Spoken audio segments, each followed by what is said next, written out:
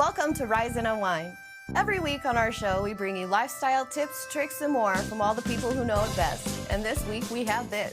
Come on, she's cool. Come on. Icon. She's an icon. Are you kidding me? Come on now. You're crazy. It's putting all of the characters in situations that I think are testing them and forcing them to grow. All that and more on Rise Unwind. It's open enrollment season, and that means lots of choices when it comes to health benefits. But one option many people still overlook is the health savings account, or HSA. It's not just for medical bills. It can also be a powerful tool for retirement savings. Joining us is Andrew Atkins, Vice President and Financial Consultant with Fidelity Investments, here to explain how HSAs can help you save money now and later. Welcome to the show, Andrew. Thank you for having me. It's great having you. And with open enrollment underway, what are the key things people should think about when picking their health benefits? Absolutely. So health insurance is going to be one of the most important selections that folks are going to be diving into during annual enrollment. And a few considerations are going to be, one, around coverage. Of course, just looking back at your previous choices to make sure going forward that's adequate. Two is going to be costs, and premiums are key, but also consider co-payments, deductibles, and those max out-of-pockets as well. Be sure that your providers are in line with the in-network that you choose. And then take some time to understand the plan type, because that matters. It's a little bit of alphabet soup, of course. It's HMOs and PPOs and high deductible plan. But one of the things that I often suggest is, if a high deductible savings plan is right for you and your family, consider maybe pairing that with an HSA to really supercharge those benefits. And Andrew, can you walk us through what a health savings account is and who's eligible to have one? Yes, absolutely. So an HSA, or health savings account, is basically a tax-advantaged account to pay for medical expenses, both now as well in the future. And the tax advantages that you get are second to none. So remember it with the phrase tax-free times 3. So contributions going into the plan are going to be pre-tax. Those funds, if left there, can actually grow tax-deferred. And then lastly, when you pull that out, whether it's now or in the future, those distributions come out tax-free for qualified medical expenses. So the key thing for eligibility is if you're enrolled in a high-deductible health plan, and that's either through work or out in the open market. A lot of people don't realize HSAs have tax advantages. Can you tell us how that works? Yes, absolutely. So that triple tax advantage kind of checks all three of those boxes. So when you have that money pulled from your paycheck and going into the HSA, there's no taxes on that contribution. And then that money can actually stay there and grow tax deferred or even tax free. And then lastly, as you pull that out, it's going to be tax-free as well. So there's not another investment vehicle that's quite like an HSA, which is why I'm such a big fan. Fidelity's researchers found many Gen Xers haven't planned for future healthcare costs. Why is it so important to start now, and how can HSAs help? Yes, it's so important when we consider the rising costs of those healthcare expenses. In fact, Fidelity estimates that the average retiree will need to pay $172,500 in out-of-pocket healthcare costs in retirement, and that's after Medicare. So tax advantage HSA dollars can be an especially valuable part of that financial plan. One thing that I do want to touch on, though, too, is when we think about qualified medical expenses, as we've discussed, that actually includes a lot more than most people think. So, of course, you have your prescriptions, your co-payments, your dental and vision covered, but a lot of people don't realize that everyday items like your sunscreen or over-the-counter medications qualify as well. And not just for you, but for the whole family. So a new pair of glasses for your spouse, braces for your child, or even a trip to the chiropractor for yourself. Think of an HSA kind of like a financial first aid. If you need a Band-Aid or a broken bone, or you have a broken bone, it can help cover you. And finally, if someone wants to learn more or open up an account, where can they find good resources? Yes, there's a ton of great information on our site, which is easy to remember. It's fidelity.com/myHSA. Awesome. Andrew, thanks so much for the information. Been great having you on the show. Thank you for having me. Do you ever wonder what happens when love, family, and small town drama all collide? That's the heart of My Life with the Walter Boys. After a whirlwind first season, the story is back with even more twists, tension, and second chances. Joining us are Nikki Rodriguez, Noah LaLonde, and Ashby Gentry, better known as Jackie, Cole, and Alex, to talk about season 2 and now streaming on Netflix. Welcome to the show, you three. How are you? Thank you. Doing So well. good. Thank you. All right, Nikki, your character Jackie went through a lot this season. How does she approach coming back to Silver Falls after spending the summer in New York? Yeah, I think when she comes back to Silver Falls this time, I think she's ready to kind of face things head on a little bit, and I think she just wants to be like the perfect version of herself to kind of just make up for her past in a way. So I think that's her overall goal this season. And Noah, Cole is stepping into a new role at school this season. What's it like to explore that side of him, and how does it affect his relationships? Yeah, I think it was fascinating to step into that new side of him, because I think it's a version of himself that's taking ownership over his life. After throughout season 1, there was a lot of directing blame on other people and kind of self-sabotaging. So I think taking ownership of your path and allowing that growth to happen and start to prepare to be who you want to be for other people in your life, your family, the people who you want to show up for. So that was it was a cool turn to take. Ashby, and your character Alex seemed to have changed a lot since we last saw him. How did you prepare to show that growth, especially with his focus on rodeo training? Well, I listened to a lot of cowboy podcasts and watched a lot of YouTube videos and walked through the park a lot. And the rest of it, you'll have to see on screen. Yeah. The show is based on a beloved book, and it's taken a life of its own. What's been like interacting with fans and hearing from them and seeing how connected they are to your characters and the story? I mean, it's been an absolute dream come true. I think you always hope that you're bringing the character, like you're doing justice in a way, and so it's just been really lovely, the response. And is there anything that you are expecting or would hope that your audience will take from season 2? Yeah, of course. I think I hope that they would take it.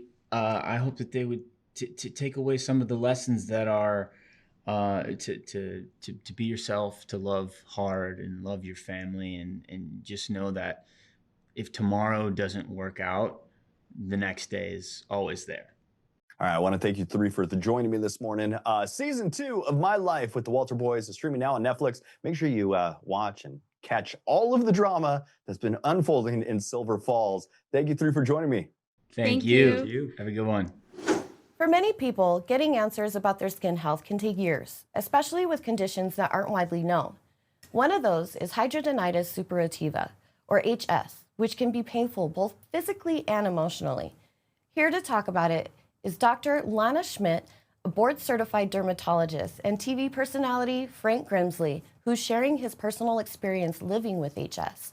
Welcome to you both. Thanks for having us, Amanda. Thanks, Amanda. Frank, what has your journey with HS been like, and how has it affected your day-to-day life? I'm glad we're using the word journey because it definitely has been that. As someone that first started seeing symptoms of this when I was 16 years old and not knowing anything about it, not having a name for it, I wasn't having conversations with anybody about this because there was a lot of shame around it. So I went 10 years without ever even getting an official diagnosis. But upon getting that official diagnosis that, hey, you have hidradenitis suppurativa, and there's a treatment for that, I'm just so grateful to think about where we started and being where we are today, sitting here partnering with Novartis to shed light on something that was once something that had me so bound. How long did it take you to finally get diagnosed with HS? Yeah, it was a long time. I've had my first doctor's appointment when I was a freshman in college, and that made me feel like a science experiment, and I promised myself I would never go back. And so it wasn't until many, many years later that I was at a routine dermatology appointment, and we were talking about acne, and because she had such a good bedside manner, I was just like, hey, I'm actually dealing with some skin problems under the surface that I want to talk to you about. And me telling her my symptoms, she immediately said, oh, you have HS and there's treatment options for you. And we found a treatment plan that has been working for me, and I haven't looked back since. What helped motivate you to find treatment and support? I wanted to take my power back. I feel like it was something that had caused me so much pain in my life, and I wanted to turn that painful thing into something that was purposeful. I wanted to take back my power. I feel like for many years, I was telling myself, oh, I have this, or it's taking over me. And I wanted to tell myself, no, I'm in control of this thing, and I wanted to take the reins back, and that's what I'm doing. What message would you share with others who may be going through the same thing? I would definitely share with them, talk to your dermatologist or medical provider about some treatment options. Ask the questions, be your biggest advocate. And if you think you're dealing with something like this, visit Cosmetics.com. There are patient testimonials. There's so much information and knowledge there that you can find. And it is not hard to find. Listen, there's a community of people, and if I knew now what I didn't know then, it would just have been such a different experience for me. So I would encourage people to just reach out.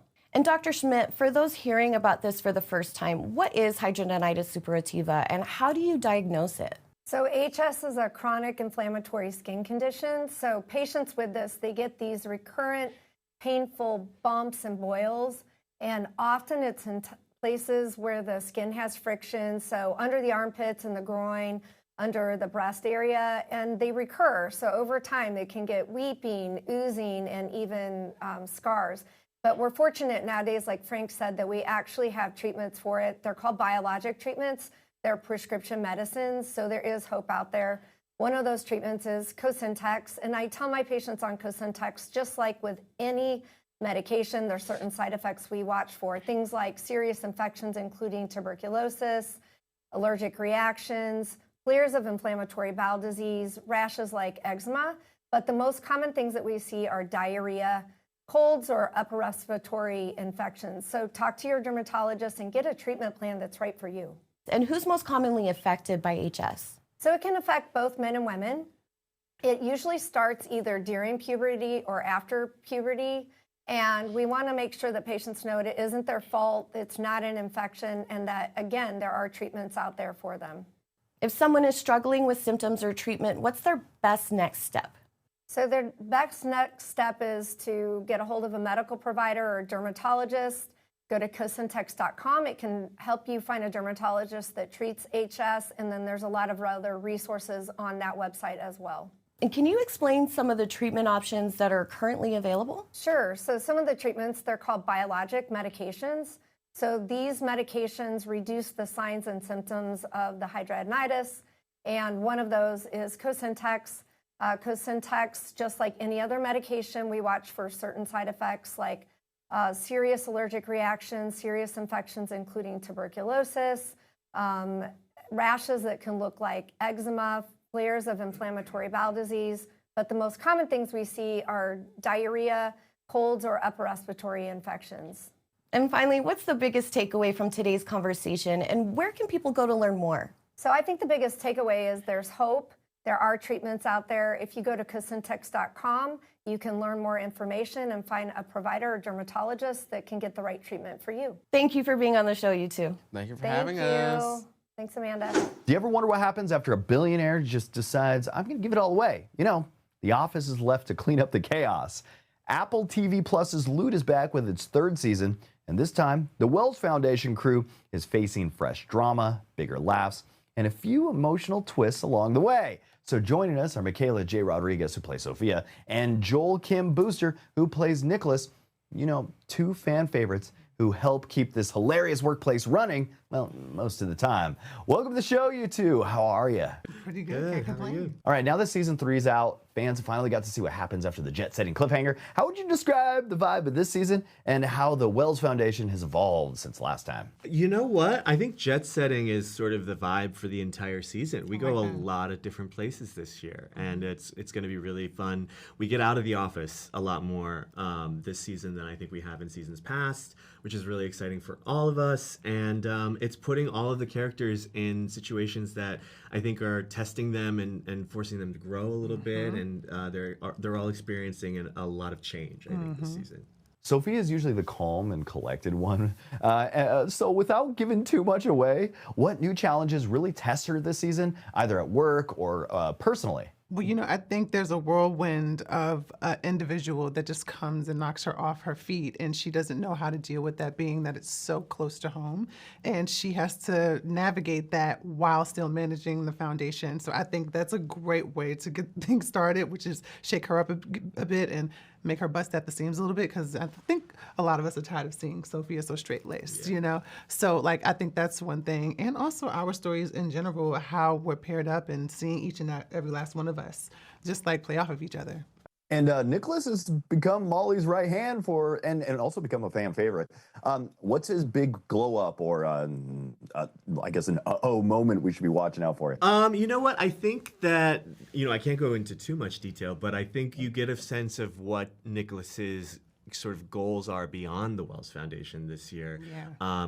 We've planted the seeds, I think, in seasons 1 and 2, and you really see it come to fruition in a big way in season 3, which is really exciting. And you get a deeper sense of his relationship with Molly and how that started and where it's going too. And the Molly Arthur, will they, won't they, it gets a lot of attention. How does that thread shape the team's dynamic this season? I've always seen it as, from the beginning of season 1 until now, I've always seen Molly as the mother hen and, Nat's character as the budding father who comes in. Then after that is Joel's character, my character, and Stephanie's character as the children, if you will, and the ones. So I kind of always seen it like that. I mean, what about you, Joel?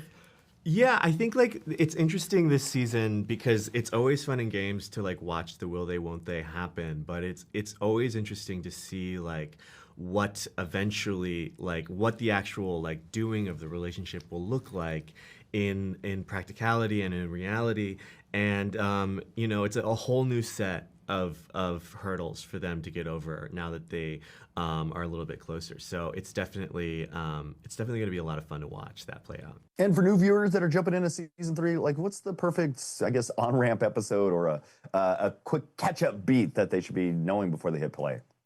Oh, man. You know what? My personal favorite, this is maybe not the best entryway point for a new watcher, but if you want to get a sense of the comedy of the show and you want to get a sense of all of our characters, I do think the fashion show episode from season 2 is a great way to introduce people to this. And then they can circle back and catch up. But in terms of how big our show goes, how silly our show goes, and how much heart our show has, you really get a sense of that in season 2 in that fashion show episode. And you get to see Maya Rudolph in, the height of doing what Maya Rudolph does. Yes. So, yeah, check that out for sure. Or you could just give out all your money and have your friends help you on that. Yeah, that's true too. Season 3 of Loot is now streaming on Apple TV Plus, with the first 2 episodes out, with new ones dropping weekly through December 10th. Go check it out and let us know your favorite Sophia or Nicholas moment after you binge. Hey, I want to thank you two for joining me today. Of course, thank you. We all know staying active helps us feel young, but even healthy adults can face unexpected challenges like RSV. It's a serious respiratory virus that can affect people over 50.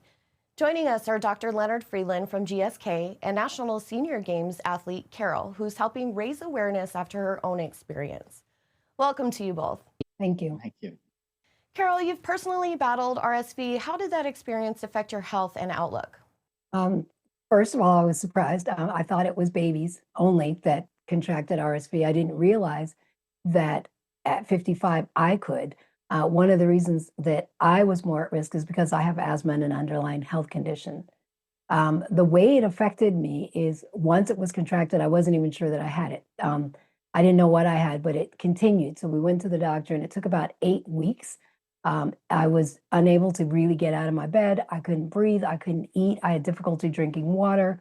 I was just very, very much down for the count, or at least I felt that way. And once that happened, it changed my outlook on my health because as an athlete, I was always able to control it, or at least I thought I could.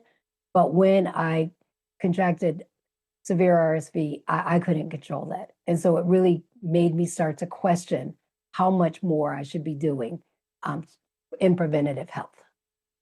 And what were those things? What did that look like for me? Mm-hmm. And Dr. Friedland, what makes RSV particularly dangerous for older adults with those risk factors? Yes, so RSV, the respiratory syncytial virus, it's common and it's contagious. and it infects our lungs and our breathing passages. And it can cause severe disease in our adult population. And Carol's story is very typical of the severity of this type of illness. In the United States, for people 65 and older, about 177,000 get such a severe illness that they need to be hospitalized. And of those, about 14,000 will die each year due to RSV in the US. So it can be quite a serious disease that can result in significant outcomes. But even if you're not hospitalized, to be sidelined, to not be able to do the things that you love to do for two months, 3 months, per Carol's story, that's very disruptive to our adult population. And so we want people to understand what this disease is. This virus circulates right now in the fall and the winter. So now's the time to be informed and to have those discussions about potentially prevention with your healthcare provider. Why do proactive steps matter so much when it comes to preventing severe RSV? And what are a few things adults over 50 can do right now to help protect themselves? Yeah, Amanda, I'm glad you asked about that, because with RSV, there is no treatment. There are no drugs to treat this or to prevent it. When people get sick with RSV, the treatment is supportive.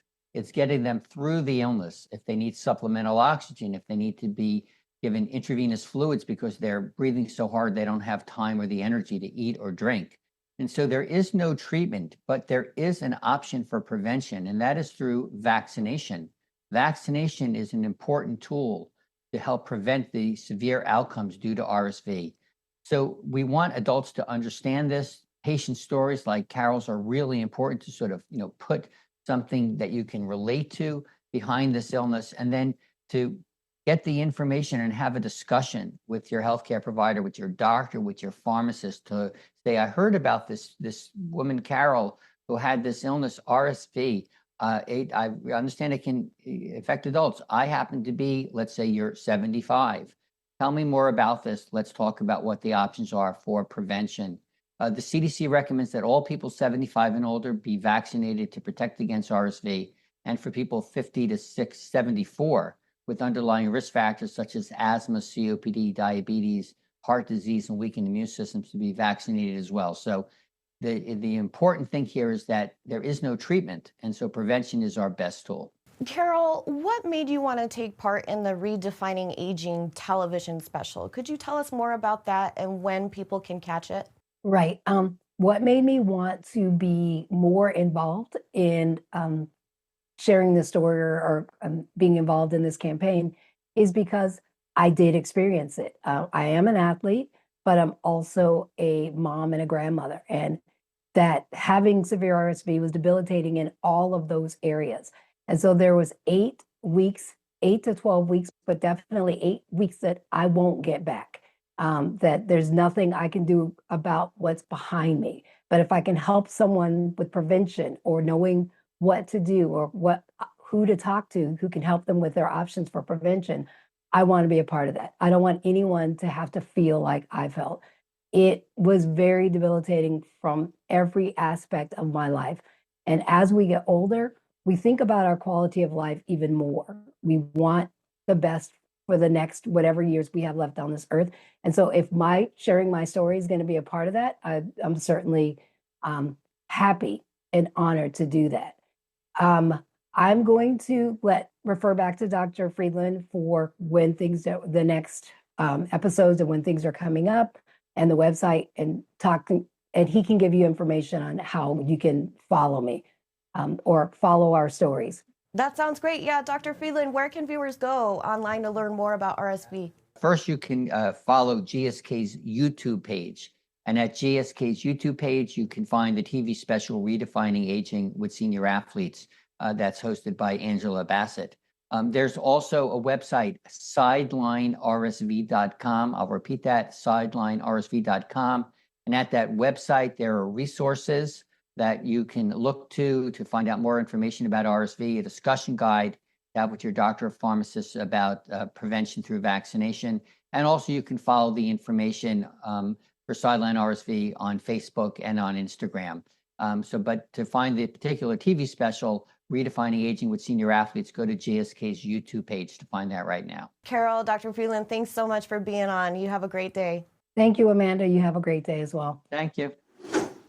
They're mean, they're messy, and they're absolutely unforgettable. And now, Roald Dahl's classic villains are back with a brand new twist. The Twits. It's the hilarious animated musical on Netflix where two terrible adults try to take over their town until a group of clever kids and magical animals fight back. So joining us are Margot Martindale, who voices Mrs. Twit, and Maitri Ramakrishnan, the voice of Bisha, one of the young heroes standing up to all of this chaos. Welcome to the show, you two. How are you? Oh, great. Good. Thank you. Doing great. Okay, Roald Dahl, his stories, they're always filled with like dark humor, but yeah, a lot of hearts. What was it like stepping into his world for the Twits? It was a joyride, really. Truly, a true joyride in the land of the Twitlandia amusement park. Very dark humor and obviously, like you said, emotional themes, but also a really nasty, grimy, gross and smelly backdrop for the Twits. And Margot, Ms. Twit. Yeah. She's such a wonderfully awful What about character. her? How did you find your take on her personality and her voice and all of that? Just follow the leader, if you know what I mean. Phil Johnson really, he was the guide for all of us, and he's a unbelievably creative, fun-loving, crazy, wonderful man. And it was like there was no limit to what we could do. You know, to blow the top off, basically. And Maitri, your character Bisha brings so much heart to the story. What did you love most about playing her? I think truly the thing that I loved most was that she is so kind and is so good. And even her, she still can succumb and slip to being a little awful, just like a Twit. And the character arc that she has is so beautiful and is so just honest and real in a world that feels very absurd. So that juxtaposition is very appealing to me. In the movie, it mixes some humor, some music, and a great message about teamwork. What do you hope families take away after watching this? I just hope they take away the joy that we felt doing it, that we had doing it, and also the beauty of the animation is extraordinary, I think. And you hope maybe some people will be nicer to each other. Yeah, a little kindness, a little kindness. Little Take away a kindness laugh and goes a cry. long way. Yeah. Yeah. And both of you have such diverse careers. What made the Twits stand out as something that you just definitely wanted to be part of? Phil Johnson. Yeah, Phil. And also Margot. Oh. She's sick. Come on, she's cool. Come on. Icon. She's an icon. Are you kidding me? Come on now. You're crazy. Come on now. Phil and Margot. Oh, wow. Well, that's nice. See, you got a little bit of love there. The Twits is now streaming on Netflix. It's the perfect pick for a family movie night full of laughs, songs, and maybe a little mischief. You can check it out now at netflix.com/thetwits. Hey, I want to thank you two for joining me today. Thank you. Thank you. Thanks for watching Rise Unwind. Please visit us on our website at riseunwindtv.com. Follow us on our socials and subscribe to our YouTube at Rise Unwind. And thanks for tuning in. You take care. We'll see you next week.